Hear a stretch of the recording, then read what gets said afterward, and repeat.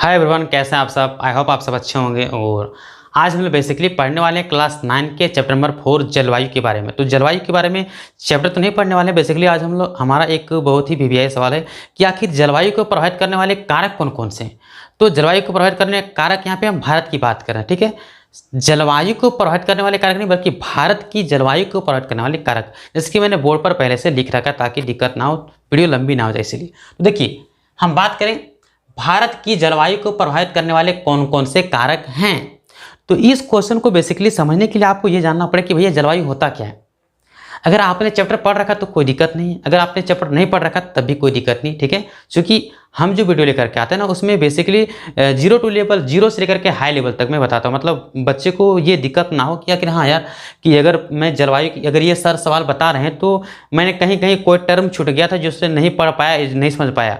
तो एक टर्म, एक छोटे से वर्ड, एक छोटे से शब्द के कारण से आप वंचित ना हो जाएं इस सवाल पर, इसीलिए हमने सारे वर्ड और सारे शब्दों का मैंने पूरा ख्याल रखा अच्छे तरीके से। तो आप इस वीडियो को एंड तक जरूर देखें। और हाँ, अगर वीडियो अच्छा लगे तो अपने दोस्तों को अधिक से अधिक शेयर करें। और आप हमारे चैनल पर नए आए तो वीडियो को सब्सक्राइब जरूर करें, चैनल को सब्सक्राइब करें, उसके बगल के बेल आइकन को जरूर दबा लें ताकि हम जो भी वीडियो अपलोड करेंगे उसका नोटिफिकेशन आप तक पहुँच जाए। तो चलिए शुरू करते हैं। तो सबसे पहले मैं लिख रखा था क्लास 9 का ज्योग्राफी चैप्टर नंबर 4 आता जलवायु, ठीक है। इसके बाद अब यहाँ पे बात करते हैं क्वेश्चन की। तो सबसे पहले भारत की जलवायु को प्रभावित करने वाले कौन कौन से कारक हैं। तो बेसिकली हमने यहाँ पे छोटा सा टर्म लिख के रखा कि यार जलवायु होता क्या, पहले ये तो जान लीजिए।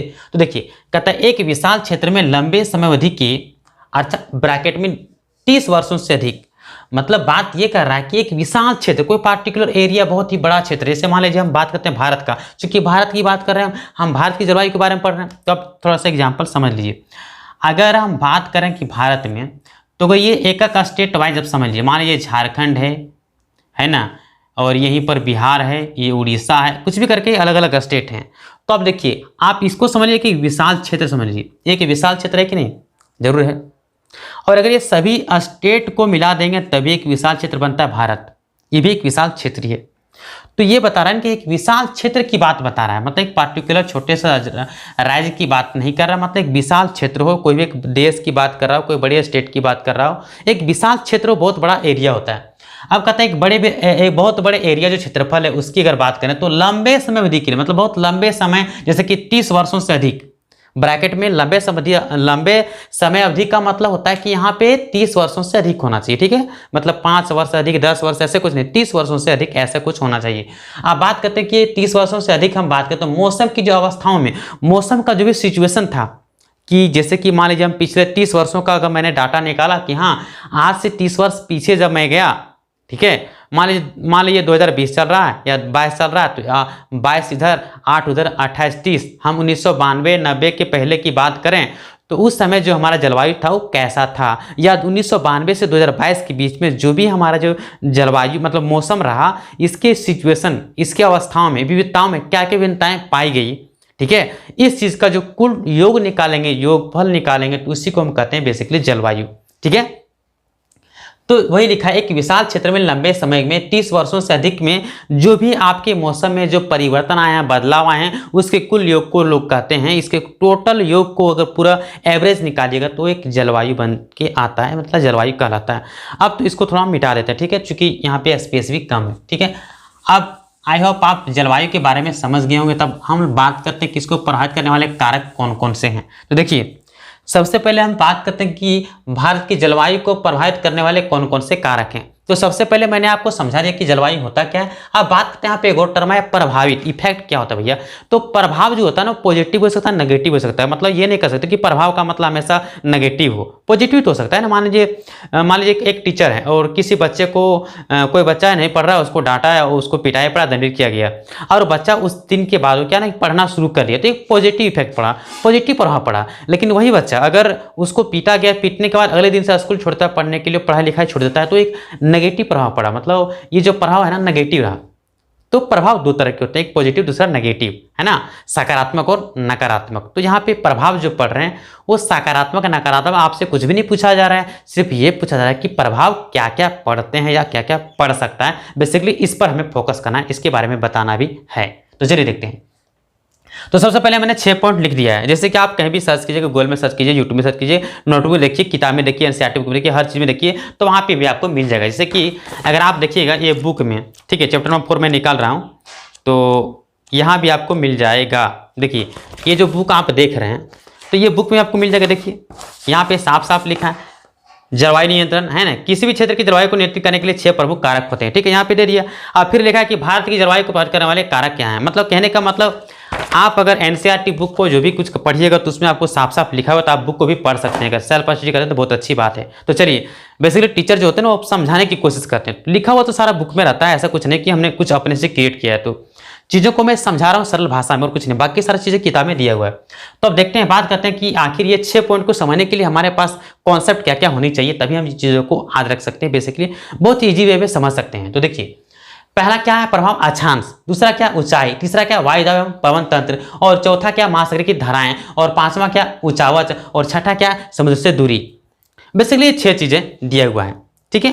तो अब हम बात करते हैं कि 6 चीजें जो दिया हुआ है सर, ये 6 चीजें जो दिया हुआ है, ये 6 चीजों को, जैसे कि बुक में भी मैंने आपको दिखाया कि बुक में यहाँ पे 6 चीजें में लिखा हुआ, मैंने आपको बुक भी उठा करके दिखाया है। ये 6 चीजों को हमें डिटेल से कर देना है, ठीक है। तो मैं जैसे बेसिकली बुक से ही मैं बता रहा हूँ अभी। तो चलिए, तो सबसे पहले हमारा टॉपिक है अक्षांश। अब ये अक्षांश को समझने के लिए सबसे पहले जानो अक्षांश होता क्या है। अगर आप अक्षांश नहीं समझ पा रहे हैं तो दैट मीन्स आप चीज़ों को रट्टा मार रहे हो, रट रहे हो, ठीक है, कि हाँ यार ये 6 चीज़ें होता है और 6 चीज़ों को मैंने रट लिया। हाँ, अक्षांश होता है ऊंचाई, वायु दाब, पवन, महासागरीय धाराएं, ऊंचावच, समुद्र से दूरी। हाँ, याद हो गया सर, सुना दिया हमने। अरे ये सब क्या नौटंकी बना रखा है यार, इसको समझो पहले कि अक्षांश क्या होता है। अगर कोई आपसे पूछे तो क्या जवाब दोगे, तो अक्षांश पहले समझ लीजिए, उसके बारे में बात करते हैं। तो ये बेसिकली आंसर आपका तो इतना ही कंप्लीट हो गया, लेकिन अभी चीज़ों को कॉन्सेप्चुअल समझना है, रटना नहीं है, रटना मना है, ठीक है। तो देखिए, तो सबसे पहले मैंने अक्षांश समझाने के लिए यहाँ पर पहले से लिख के रखा है, इसको छाप के रखा है। देखिए, जैसे कि आप बेसिकली आपने ग्लोब तो देखा ही होगा, ग्लोब गोलाकार होता है। अब यहाँ पे ग्लोब में जब देखिएगा तो जो क्षैतिज लाइनें होती, क्षैतिज लाइनें जो होती है, इसी को हम लोग कहते हैं अक्षांश। क्या कहते हैं? अक्षांश, ठीक है, अक्षांश कहते हैं। अब ग्लोब में आपको बेसिकली जानकारी क्या क्या होनी चाहिए सर, देखिए। तो ग्लोब में सबसे पहले मान लीजिए अगर ये ग्लोब आप देख रहे हैं, तो अगर आप इसको ऐसे देखिएगा, ये ध्रुव की बात करिए, उत्तरी ध्रुव या दक्षिणी ध्रुव, तो ये साइड पूर्व कहलाता है, ये साइड पश्चिम कहलाता है। अगर ये विषुवत रेखा जो बीचों बीच से गुजरती है पृथ्वी के, काल्पनिक रेखा है, कोई रियल में रेखा नहीं है, ऐसा माना जाता है। अब ये हमारा क्या, अगर हम ऐसे इसको बांट दें पार्टिकुलर, ठीक है, ऐसे डिवाइड कर दिए, विषुवत रेखा जब इसको बांटती है 2 भागों में, तो ये बनता है उत्तर, ये बनता है दक्षिण, अर्थात उत्तरी गोलार्ध, दक्षिणी गोलार्ध। अगर ऐसे बांटेंगे गोलार्ध, है ना, तो ये पूर्वी, ये पश्चिमी, तो पूर्व, पश्चिम, उत्तर, दक्षिण, ये बेसिकली 4 होते हैं। तो यहाँ पर आपको टर्म क्या कह सकते हैं, उत्तरी अक्षांश, दक्षिणी अक्षांश क्या होता है। तो मान लीजिए अक्षांश है, ये विषुवत रेखा है, तो ये उत्तर में जो रेखाएं अक्षांश है इसको उत्तरी अक्षांश कहते हैं, ये दक्षिण में जो अक्षांश इसको दक्षिणी अक्षांश कहते हैं। क्योंकि ये तो क्षैतिज रेखा मैंने बताया, इसको अक्षांश कहते हैं, ये अक्षांश रेखा, अक्षांश रेखा, अक्षांश रेखा, अक्षांश रेखा। अब बात करें कि अक्षांश रेखा में सर, कि ये जो देख रहे हैं विषुवत रेखा, इसके नीचे वाला को दक्षिण क्षेत्र है, ऊपर वाला उत्तर क्षेत्र है। तो उत्तर में जो भी अक्षांश रेखा है उसको उत्तरी अक्षांश रेखाएं कहते हैं। तो आई होप आपको समझ में आ गया कि अक्षांश रेखा किससे कहते हैं। तो अक्षांश रेखा बेसिकली क्या है, एक काल्पनिक रेखा होता है अक्षांश रेखा, ठीक है, जो कि अगर हम इसका डेफिनेशन देना चाहेंगे तो ऐसे भी अपने शब्दों में दे सकते हैं कि यार अक्षांश रेखा होता क्या है बेसिकली। तो पूरब से पश्चिम की ओर, पूरब से, है ना, पूर्वी से पश्चिमी की ओर, ग्लोब में पूरब से पश्चिम की ओर खींची गई एक काल्पनिक रेखा को हम बेसिकली अक्षांश के रूप में जानते हैं, ठीक है, अक्षांश के रूप में जानते हैं, ठीक है। तो चलिए अब बात करते हैं सर, अक्षांश समझ में आ गया, लेकिन सर अक्षांश क्या प्रभावित कर सकता है। तो बेसिकली आप समझिए कि जो अक्षांश होता है ये कैसे प्रभाव डालता है।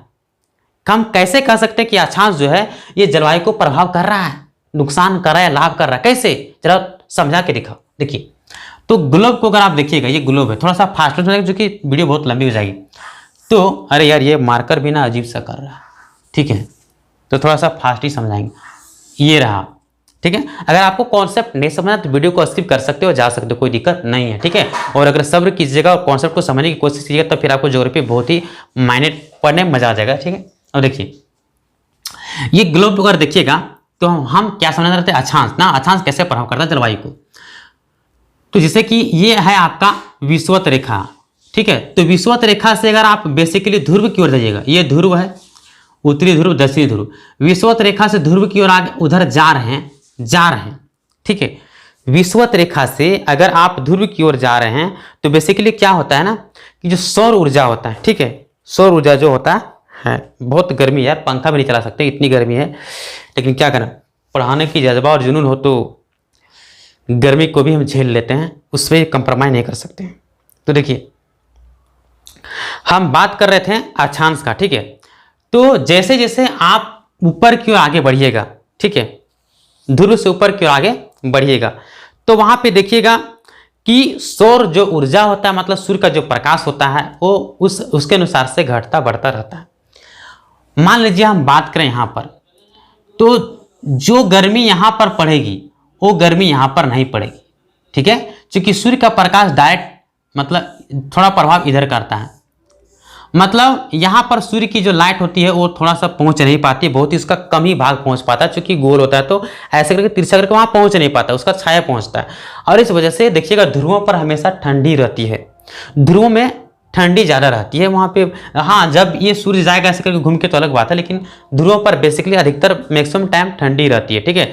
इसीलिए आप देखते हैं जम्मू कश्मीर की तरफ अधिक ठंडी होती है, उधर बर्फ के पहाड़ भी हैं, और नीचे वाला एरिया में नहीं है। क्यों नहीं है? तो चूंकि आपको पता ना चाहिए, अगर भारत यहाँ है तो देखिए ये वाला जो दक्षिणी वाला क्षेत्र है ना, ये दक्षिणी वाला क्षेत्र में यहीं पर आपका कर्क रेखा गुजरती है, और कर्क रेखा पर पूरा एकदम लंबवत जो किरणें पड़ती है सूर्य का प्रकाश, इसीलिए यहाँ पर थोड़ा सा गर्मी ज़्यादा लगती है, ठीक है। और इस वजह से जब गर्मी अधिक होगी तो गर्मी जब अधिक होगी, और इसके अगल बगल में क्या सागर महासागर है, तो जब गर्मी अधिक बढ़ेगी तो जितने भी सारे समुद्र के जो पानी है, जो जल हैं, वो वाष्प बन के ऊपर उड़ेंगे, और जब वाष्प बन के ऊपर उड़ेंगे तो बादल बनेंगे, और बादल बनेंगे तो फिर वर्षा आएगी, ठीक है। तो इस प्रकार से हम कह सकते हैं अक्षांश पर प्रभाव पड़ता है, ठीक है।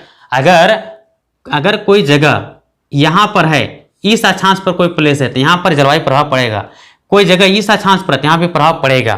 तो बेसिकली अक्षांश से क्या होता है ना कि अक्षांश में अलग अलग अक्षांश पर अलग अलग तापमान होता है, ये चीज समझ लीजिए। हर अक्षांश पर एक जैसा गर्मी नहीं पड़ती है ना। जो बीच में अक्षांश होते हैं, कर्क या मकर रेखा वाला जो भाग वाला होते हैं, और वहां पे गर्मी ज्यादा पड़ती है कर्क और मकर रेखा वाला भाग में, इसीलिए हम बात कर रहे थे। अब दूसरा पॉइंट क्या, ऊंचाई। हम दूसरा पॉइंट, एक तो हो गया भैया अक्षांश क्या होता है, दूसरा पॉइंट ऊंचाई की बात करते हैं, ठीक है। तो देखिए पृथ्वी की सतह से, ये पृथ्वी है, इसकी सतह से जैसे जैसे आप ऊपर जाइएगा, ठीक है, पृथ्वी की सतह से जैसे जैसे आप ऊंचाई पर जाते हैं, ऊंचाई पर जाने पर तापमान घटता है, बढ़ता नहीं है। लोग समझते हैं कि तापमान बढ़ती है, ऐसा कुछ नहीं है। आप पहाड़ पर जाइएगा, एवरेस्ट चोटी पर जाइएगा, तो गर्मी में भी आपको ऊपर चढ़ने पर आपको ठंड लगेगी, गर्मी उतना नहीं लगेगी, क्योंकि मतलब गर्मी के मौसम में पहाड़ ठंडे होते हैं, क्योंकि ऊंचे स्थान पर होते हैं। तो इसीलिए देखा गया, तो आप पृथ्वी के जैसे जैसे सतह से, तल से जैसे जैसे ऊंचाई की ओर बढ़ते जाइएगा तो तापमान घटेगा, और पृथ्वी के अंदर जितना जाइएगा उतना ही तापमान और बढ़ेगी, गर्मी बढ़ेगी। तो इसीलिए ऊंचाई प्रभाव करता है तापमान बढ़ने और घटने में, और तापमान मदद करता है जलवाष्प को बनने में, और जलवाष्प मदद करता है बादल को बनने में, और बादल मदद करता है वर्षा को मतलब होने में, ठीक है, वर्षा बादल करने में। तो इस प्रकार से जलवायु का मतलब सिर्फ और सिर्फ पानी नहीं, तो जलवायु का मतलब देखें कि उसके कारण अधिक गर्मी महसूस होती है, ठंडी महसूस होती है, वर्षा होती है, ये जो भी मौसम की घटनाएं होती है वो तो प्रभाव करता है ना, ठीक है। तो इस प्रकार से ये प्रभाव भी आप समझ गए होंगे ऊंचाई। आप बात करते हैं वायुदाब। वायुदाब मतलब देखिए, वायुदाब का मतलब वायु का प्रेशर, हवा का प्रेशर। जैसे अभी हम खड़े हैं धरती पर, तो भैया हमारा जो प्रेशर है वो धरती पर है। अगर कोई व्यक्ति लेटा है और उस व्यक्ति पर अगर हम चढ़ गए तो हमारा शरीर का जो पूरा भार है, जो प्रेशर है, उस व्यक्ति पर पड़ेगा, और उस पर एक बल या दाब महसूस होगा कि हाँ यार ये हमें पूरा दबाया है जोर से, ठीक है, ऐसा फील होगा। अब फिर हम बात करें कि इसी प्रकार से हवा भी हमारे ऊपर प्रेशर लगाइए, हवा का भी प्रेशर हमारा है, ठीक है। और हवा का प्रेशर जो होता है, वायु दाब जो होता है, वो उच्च दाब से निम्न दाब की ओर फ्लो करता है। मतलब अगर यहाँ पे ज्यादा हवा है, ज्यादा प्रेशर है, और कहीं पर कम हवा है, यहाँ हवा का घनत्व ज्यादा है, एक कम है, तो अधिक से कम की ओर फ्लो करेगा। तो वायु दाब के कारण क्या होता है कि वायु दाब का अधिक से कम होने से ही पवनें बहती है। पवन कैसे बहती है, हवाएं कैसे चलती है, दाब के कारण। हवा का प्रेशर जहां ज्यादा होगा, जहां कम होगा, तो अधिक से कम की ओर फ्लो करेगा, ना कि कम से अधिक की ओर फ्लो करेगा। तो ये भी मदद करता है वायु दाब हमारा क्या करने में, गर्मी ठंडा जो भी कुछ कराने में, वर्षा कराने में, ठीक है। इसमें हमें अच्छा खासा मदद करता है। मान लीजिए जलवाष्प हो गया, बादलें बन गए, लेकिन अगर कोई हवा ही नहीं मिल रही जिसको मतलब धकेल के ले जा, पहाड़ से टकरा देता वर्षा होगी तो फिर वर्षा नहीं हो पाएगी।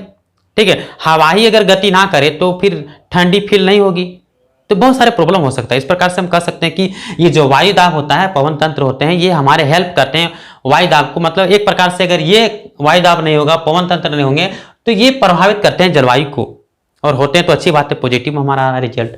अब नेक्स्ट बात करते हैं महासागरीय धाराएं की। देखिए महासागर की धाराएं देख रहे हैं, धाराएं, ये धाराएं बह रही। अब मान लीजिए ये धाराएं इधर की ओर बह रही, इधर बह रही है। अब भैया इधर की ओर बढ़ रही है, तो इधर की ओर बढ़ रही है, हवाएं भी इधर फॉलो कर रही है, हवाएं इधर चलती है, धाराएं इधर आ रही है। अब जो हवाएं इसकी धाराएं को बहा के ला रही है, तो इसके बगल वाला जो एरिया होगा, क्षेत्र होगा, उधर ही हवा जाएगी। अगर ये हवा गर्म हवा बह रही है, तो ये वाला ये क्षेत्र अगल बगल जो समुद्र के किनारे, सागर के किनारे जो भी क्षेत्र होगा, जो भी जगह होगा, वहां पे गर्म हवाएं फील होगा, और गर्म हवाएं के कारण गर्मी लगेगी। अगर ठंडी हवाएं चल रही तो वहां का जगह ठंडा फील होगा, ठंडा महसूस होगा कि हाँ ठंडी ठंडी हवाएं चल रही है तो ठंडा फील हो रहा है, तो वहां का मौसम और जलवायु में प्रभाव कर रहा है। हाँ ठंडा या गर्म कुछ ना कुछ कर पा रहा है। हवाएं ठंडी चल रही तो ठंडी महसूस हो रहा है, हवाएं गर्म चल रही तो गर्म महसूस हो रहा है, तो ये प्रभावित करता है। शॉर्टकट में इतने समझ लीजिए। ऊंचावास की बात करें, मान लीजिए पहाड़ की बात करें, देखिए ये पहाड़ है, ठीक है।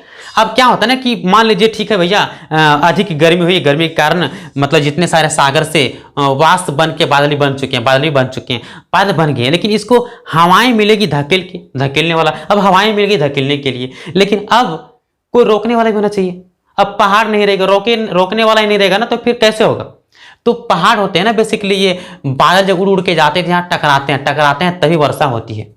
तो पहाड़ मदद करते हैं वर्षा को कराने में मदद करते हैं पहाड़। तो इसीलिए ऊंचावच भी हमारे लिए क्या हो गया, एक तरह से बहुत ही अच्छा भूमिका निभाता है, तो जलवायु को प्रभावित करता है। जहाँ पे ऊंचा नहीं है, पहाड़ नहीं है, रोकता नहीं है, वहाँ पे वर्षा बहुत कम होती है। जहाँ पे पहाड़ होती है रोकने के लिए वर्षा के बादल को, तो समझिए कि वहाँ पे वर्षा होती है ज़्यादा। अब उसी प्रकार से हम बात करें समुद्र से दूरी, देखिएगा अब समुद्र पे मान लीजिए गर्म हवाएं चल रही है, यहाँ पे आपका घर है, तो समुद्र से जितना दूरी रहिएगा, अगर यहाँ गर्म हवाएं चल रही है तो आपको गर्म फील होगा, दूर वाला को कम फील होगा। अगर यहाँ ठंडी हवाएं चल रही है तो यहाँ पे ठंडी ज़्यादा महसूस होगा, दूर जाएगा तो कम ठंडी महसूस होगा, है ना। मतलब आप जो समुद्र है वहाँ पे जो भी लहरें चल रही है, उसके साथ साथ जो भी पवन हवाएं चल रही है, गर्म या ठंडा, उसके साथ में अगर गर्म हवाएं चल रही है तो बगल वाला क्षेत्र, वो एरिया गर्म महसूस करेगा, गर्म हो जाएगा वहाँ का जलवायु मौसम। अगर ठंडी हवाएं चल रही तो वहाँ का क्षेत्र जो जगह होगा वो ठंडा मौसम महसूस करेगा, और जो दूर होंगे वो ज़्यादा कम ठंडा महसूस करेंगे, यहाँ वाला ज़्यादा ठंडा महसूस करेंगे। जो नज़दीक में ये ज़्यादा गर्म महसूस करेगा, दूर वाला कम गर्म महसूस करेगा। तो इस प्रकार से आई होप आपको समझ में आ गया होगा कि भैया जलवायु को प्रभावित करने वाले कौन कौन से कारक हैं। तो ये 5-6 कारक है, ये 6 निम्नलिखित कारक थे जो कि मैंने बता दिया और बढ़िया से एक्सप्लेन भी कर दिया। तो आई होप मैं आपको अच्छे तरीके से समझा पाया होगा। अगर समझा पाया होगा तो बहुत बहुत आप अच्छे तरीके से कमेंट करके हमें धन्यवाद दे सकते हो, और कुछ भी आप डॉट हो तो उसको लिख सकते हो। और हाँ, अपने दोस्तों को अधिक से अधिक वीडियो को शेयर करें, और आप हमारे चैनल पे नए हो तो सब्सक्राइब करके बेल आइकन को जरूर दबा दें, ताकि हम जो वीडियो अपलोड करेंगे वो आपके पास नोटिफिकेशन आप तक पहुंच जाए। तो बेसिकली ये हमारा सब्जेक्टिव क्वेश्चन रहा। अगर आप टर्म 2 एग्जाम देते हैं, टर्म 1 जो भी एग्जाम देते हैं उससे मतलब नहीं है, लेकिन झारखंड बोर्ड में तो टर्म 2 एग्जाम दिया है। बाकी अदर बोर्ड के अगर कोई बच्चे वीडियो देख रहे हो तो भैया समझिए कि अगर ये क्वेश्चन आपको पढ़ना है आपके क्लास में तो ये वीडियो आपके लिए हेल्पफुल होगा। तो अभी अधिक से अधिक अपने दोस्तों को शेयर जरूर करें। अब बात करें जाते जाते एक शायरी थोड़ा सा समझ लीजिए, सुन लीजिए, सब लिखिए। कहता है, जो हो गया उसे सोचा नहीं करते, जो हो गया उसे सोचा नहीं करते, जो मिल गया उसे खोया नहीं करते, जो मिल गया उसे खोया नहीं करते। जैसे आप लोग हमारे चैनल पे मिल गए हैं तो हम आपको खोना नहीं चाहते हैं, ठीक है। अब बात करते हैं, हासिल उन्हें होती है सफलता जो वक्त और हालात पर रोया नहीं करते। लोग अपने वक्त और हालात को हमेशा दोषी देते हैं कि हाँ यार हमारे पास पैसे नहीं पढ़ने के लिए, हमारे पास समय नहीं पढ़ने के लिए, हम उसमें व्यस्त हैं, हमें ये हो गए थे, वो हो गए थे, हम शादी में व्यस्त हैं, फलना व्यस्त हैं, चिल्ला व्यस्त हैं। ये सब बीमारी, ये सब बहाने, एक्सक्यूजेज बनाने बंद करो और पढ़ाई पर फोकस करो और कुछ करके दिखाओ, है ना।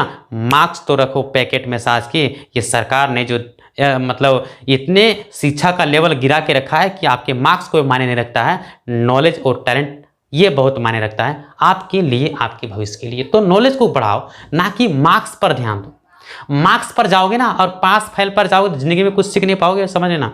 यहाँ तक कि भेन, यहाँ तक आपको अधिकार अपना पता नहीं चल पाएगा मेरा अधिकार क्या है। तो चलिए फालतू बकवास करने से तो फायदा नहीं, और इस चीज़ को समझिए, वक्त और हालात को कभी भी रोया नहीं करते, वक्त और हालात को कभी दोष ही मत दो, उसे लड़ना सीखो और लड़ करके आगे बढ़ना सीखो। वक्त क्या है वो वक्त बताएगा, वक्त क्या है वो वक्त बताएगा, वक्त गुजर जाए वो वक्त वापस आता नहीं है। तो दोस्तों आप थोड़ा सा मेहनत कीजिए और वक्त को कभी दोष नहीं दीजिए, हालात को कभी दोष नहीं दीजिए, उस पर रोइए नहीं, बल्कि निडर होके हिम्मत रख करके उससे लड़ना सीखिए, आगे बढ़ना सीखिए और कुछ करके दिखाइए। आई होप ये वीडियो आपको अच्छा लगा, अगर अच्छा लगा तो बहुत बहुत धन्यवाद।